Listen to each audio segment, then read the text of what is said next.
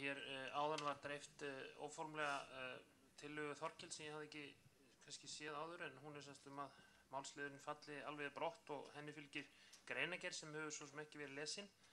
En þar því haldið fram að Alþingi hafi falið okkur að leggja fyrir sig heildstætt frumvarp til stjórnskipunarlaga. Ég vil bara vegna þessa árétta enn að helsta skýringargagn við þingsályktunartillögu Alþingis sem fól okkur þetta hlutverk nefndarálit meirihlutans sem í ágætu samræmi við nefndarálit allrar allsherjarnefndar við meðferð mála að því varðaði stjórnlagaþing, og þar sérstaklega tekið fram, eins og ég hef komið inn á áður, að æskilegt væri að finna leið sem gerði það kleift að bera mismunandi kost undir þjóðina. Ein leiðin auðvitað svo sem var orðuð í nefndina að meirihlutinn, jafnvel aukinn meirihluti, sammæltis reynilega það að hafa mismunandi valkosti í einhverjum örfáum tilvikum, en ég að reyna að sameina þennan tilgang og þetta umboð saman við ákveðna minnihlutavernd.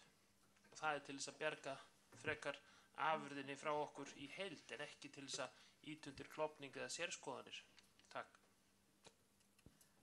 Ómar